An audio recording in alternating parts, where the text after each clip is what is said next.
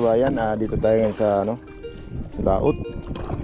Subukan natin ito dito sa may harap ng harap ng pier ng Santa Teresita. Bangka lang tayo mga kababayan, kay yung kasama ko mamaya pa. Tayo dito. Subok kung sakaling makahuli. Ito yung ating setup ngayon, yung Humanity Tree, galing kay Good Catch. Yan, Good Catch.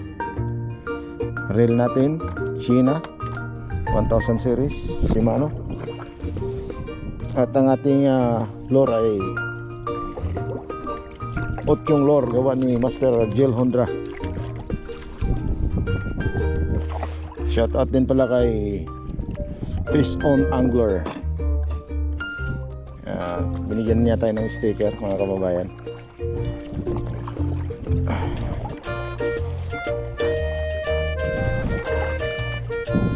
Dami tayong dalang lure, pero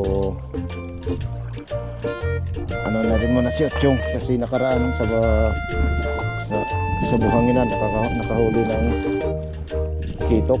Iwan ko lang dito ngayon sa Bahura. So ngayon si Otyong ang gagamitin natin. Otyong lure. Yan o, si Otyong lure.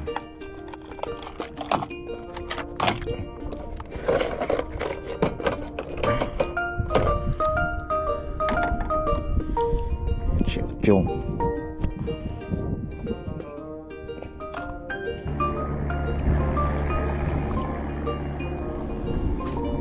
Wow, sulit bukan natin ito.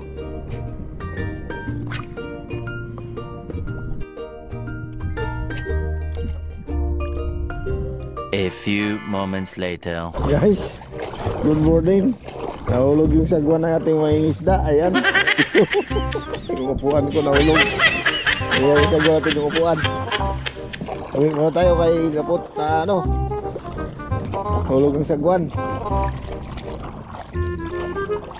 Nahulog ang sagwan ni Manong Otyong.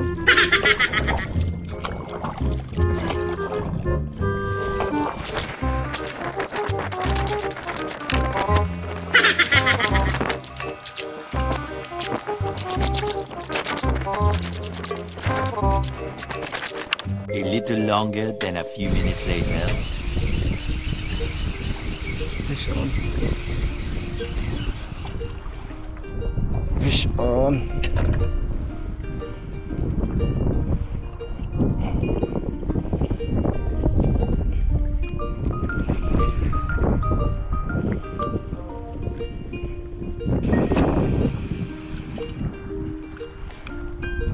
Palit tayo ng lure, kay bukan natin tong mga banana ni Hondra, Mr. Hondra.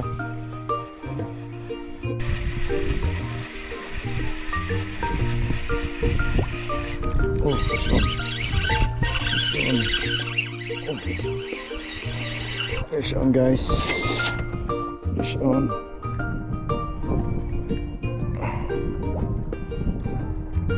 Ayan. Lakas ng agos.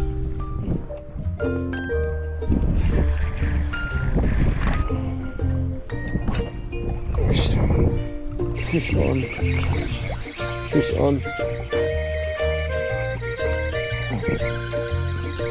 Fish on, guys.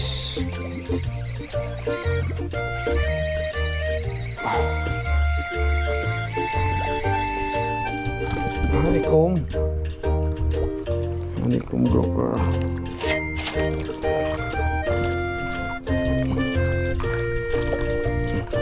Kukurente siya.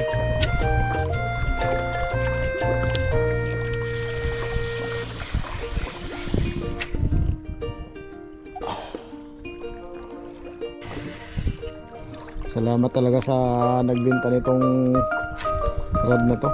Para sa akin is napakaganda.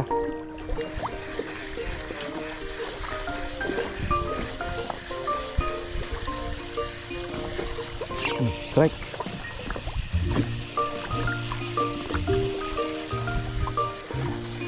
Strike lang.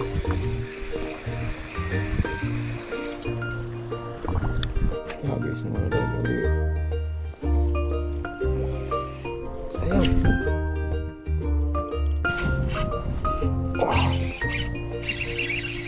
Foul hook yata to. Sabi ko foul hook.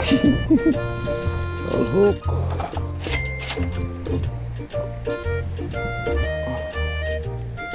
Grabe kataba.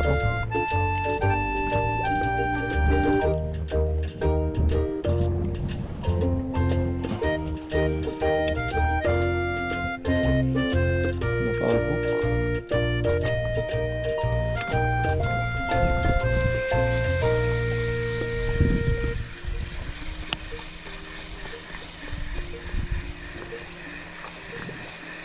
Foul hook siya guys. Sabi ko, grabe kabigat. Fish on. Foul hook. Kanoping. Kanoping. Kanoping.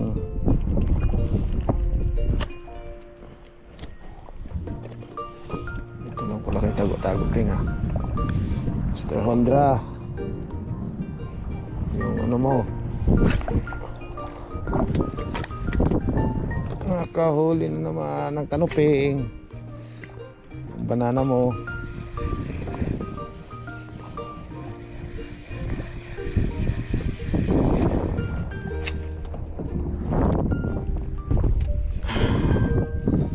Dikit tayo, dikit. Masyado malalim na.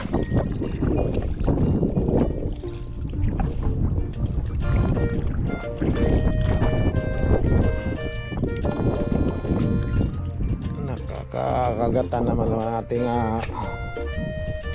banana.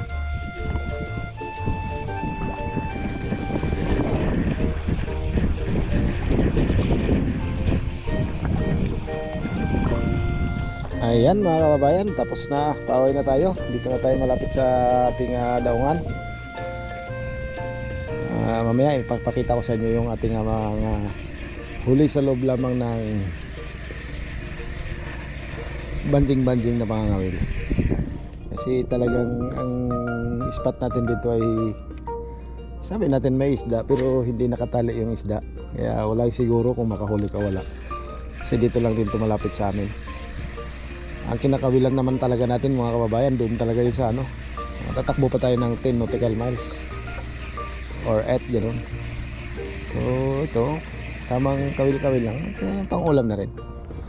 Yan lang talaga, hindi naman kahit hindi naman perfect talaga na marami tayo laging huli. Siyempre meron din luhaan. Uy, sayang yun boy. Pangdagdag pa sana sa ating uulamin ngayong tanghalian. So mag-isa lang naman tayo dito sa bahay. Hindi natin paramihin pa. Kung may sobra man, si kapitbahay na lang ang ating mabiyayaan ng ating mga huli. Ganun naman ako lagi pag nag-fishing. Pag marami, hindi pa padala sa mga bata dun sa puerto. Siyempre, hindi naman si kapitbahay. Marami naman din na tayong siyempre pag wala kang gulay, doon tayo sa kanila kaya palitan lang. Sana all. Tulad ngayon, yung foods natin dito sa laot, pipino. Automatic yan doon. Isang pitas lang. Yun ang pagkain natin ni Ochong Adventure ngayon. Uy, sayang yun. Ganito talaga pag ang spot na pupuntahan natin ay sagana sa lambat, timbog, sisid, at ano pang mga pamamaraan para huli ng isda dito. Kaya ganun lang talaga guys. May spot din na maraming huli at meron ding spot na laging walang huli. Hindi na wala namang nakataling isda pag ikaw ay fisherman. Hindi mo masigurado kung swerte ka o malas. Ganun lang yan guys. So ayan, nadaon na tayo dito. Update ko kayo mga mabayan sa ating huli. Mga siguro kalating kilo lang. Okay na yun. Goods na yun sa pananghalian ni Otchong Adventure. Yun lang, bye-bye.